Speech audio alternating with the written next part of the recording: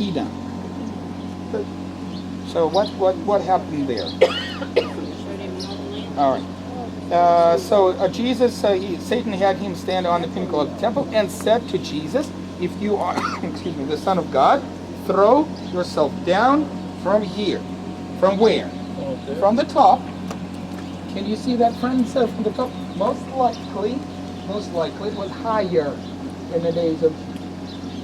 So what the Satan suggests to Jesus is to jump, right? To jump from the corner on this very street in front of you. What are the chances of survival? 0. And you can see that for yourself, right? We are right here on the street level. This is the ancient street level from the days of Jesus. And so you can see that if you throw yourself from the top of that corner, there is no chance of survival, right?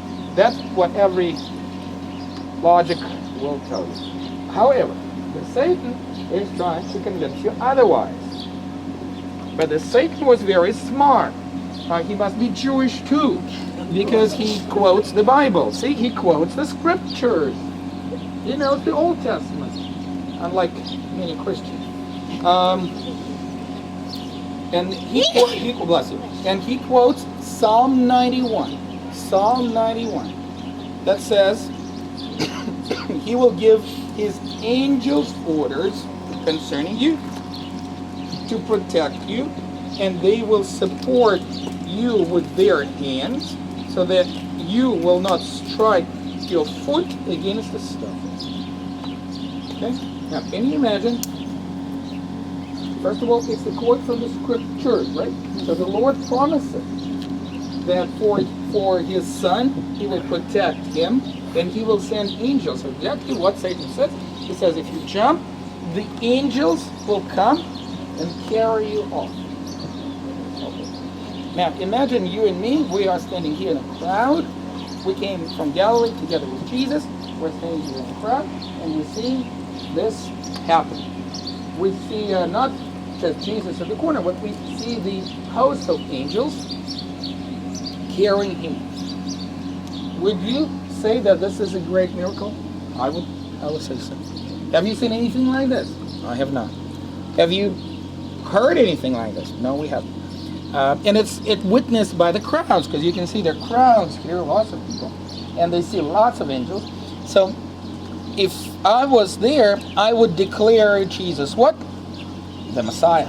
I would say it's a sign. It's the sign of Messiah, because Psalm talks about the Son of God, the Son. All right? The Son, the Messiah. And what is interesting, one of the stones from that top corner fell when the Romans destroyed the temple in 70 AD.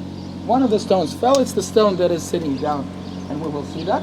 And the archaeologists were able to find the description on that stone. Inscription on the stone says, the place of the trumpeter.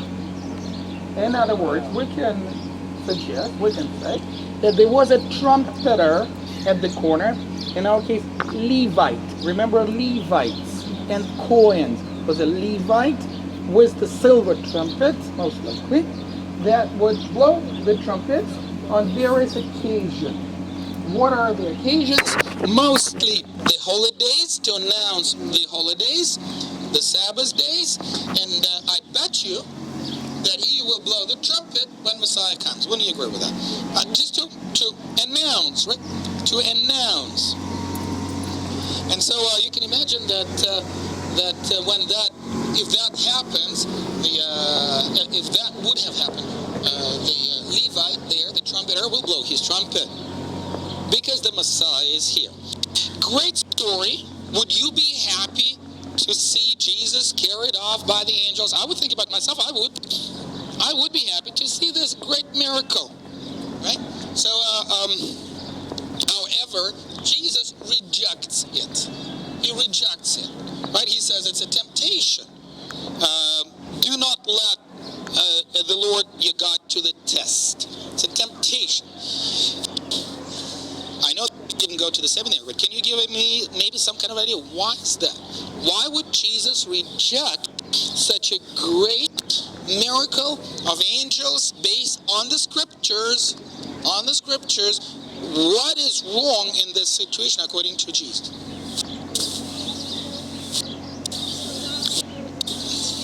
Yeah. Okay, folks. I'm Jewish, so you have to explain to me very practical what's wrong with this. You're trying to go into too much theology, but based on what we know, what would go wrong based on what we know?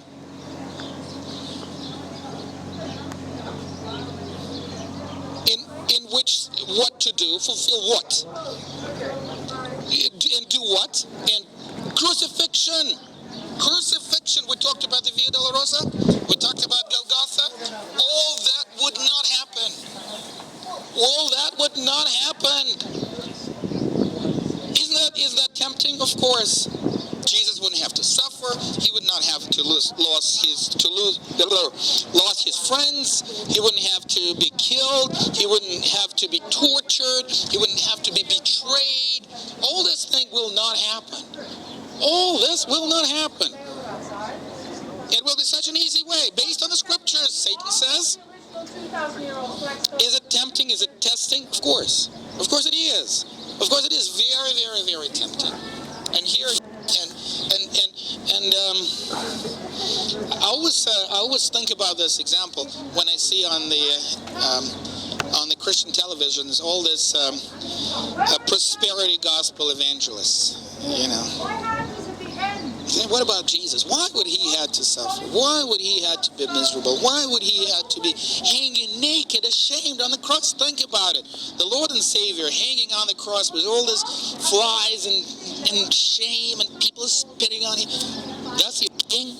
Is this your king? No. My king is the one who gives me a car, a house, a good life, because that's what it is waiting for me in heaven. All right, so I hear that on the news. So I thought that you might appreciate that better when you see this setting right in front of your eyes. Most likely, that's where that happened, the temptation happened. But of course, we have four corners, so any of them can be pinnacle. However, the two corners on the north are not very tall, and the two corners on the south are taller, and this is the only one that has this inscription of a trumpeter. Okay. Another thing that I would like you to see is this. Can you see these rocks, those stones?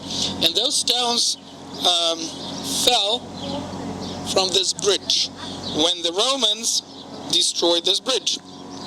And that happened, you remember, 70 AD 70.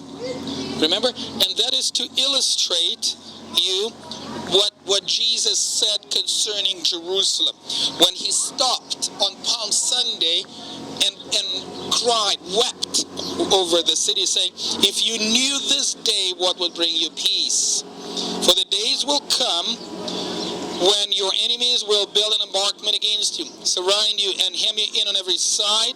They will crush you and your children within you to the ground, and they will not leave one stone upon another.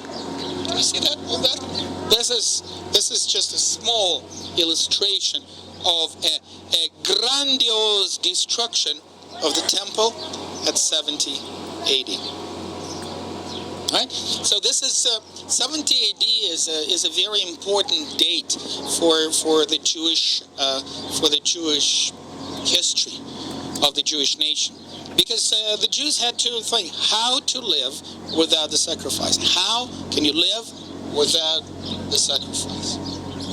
Okay, because sacrifice stopped after 70 AD. The sacrifices never resumed. They were never been done since that time. And what do you do today as a Jewish person? What do you do today? And that's why many of my Christian friends say, oh, all the Jews are concerned about building the temple, rebuilding the temple. Well, let me tell you, they're not. Because majority of the Jewish people in the state of Israel, 75%, are totally secular. Guess what? They don't care. They just don't care. However, they cannot also come with a solution to the conflict. We talked about this conflict one evening. Nobody can come with a solution to the conflict. right? And I wish all our politicians read Luke 19 to see what is the solution. The visitation.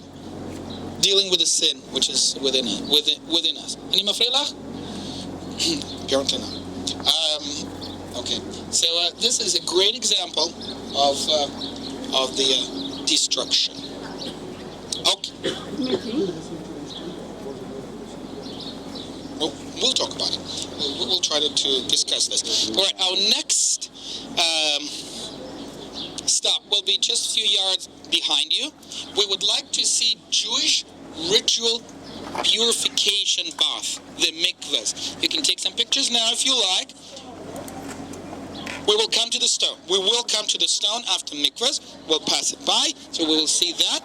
But now we would like to take the steps to see the ritual purification. However, if you want to take some pictures now here, please do that.